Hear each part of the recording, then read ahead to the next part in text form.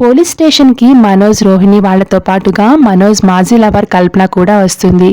ఇక ఎస్ఐ ముందు మనోజ్ జరిగిందంతా చెప్పేసరికి కల్పన చేసేదేమీ లేక, సరే అయితే ఆ 40 లక్షలు ఇచ్చేస్తాను, కానీ నాకు కొంచెం టైం కావాలి అనడంతో ఎస్ఐ ఒక పేపర్ మీద నువ్వు డబ్బు ఇస్తానని రాసి ఎవరితోనైనా సాక్షి సంతకం పెట్టించు అని అంటాడు. దాంతో కల్పన వాళ్ళ లాయర్, పదండి మేడం, బయట ఎవరైనా తెలిసిన వాళ్ళు ఉన్నారేమో చూద్దాం అని అంటాడు.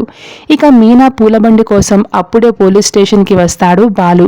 ఇక బాలుని చూసి కల్పన, నాకు ఇక్కడ బాలు తప్ప ఇంకెవ్వరూ తెలిసిన వాళ్ళు లేరు బాలు, నేను ఇక్కడికి ఒక ల్యాండ్ కొనడానికి వచ్చాను, దానికోసం సంతకం చేయాలి అని కల్పన అడిగేసరికి, లేదు మేడం, అసలు సమస్య ఏంటో తెలుసుకుని అప్పుడు పెట్టాలా వద్దా అని ఆలోచించి అప్పుడే సంతకం పెడతాను మేడం, మీకు ల్యాండ్ అమ్మే వాళ్ళు లోపల ఉన్నారా, వాళ్లతో నేను మాట్లాడతాను అంటాడు బాలు.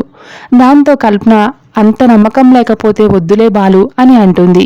ఇక పక్కనే ఉన్న కానిస్టేబుల్, బాలు నువ్వు కనుక ఈ పేపర్ మీద సంతకం పెడితే నీ భార్య పూల బండిని వదిలేస్తాం, నువ్వు ఆ బండిని ఇప్పుడే తీసుకువెళ్ళిపోవచ్చు అని చెప్పగానే బాలు టక్కున సంతకం పెట్టేస్తారు.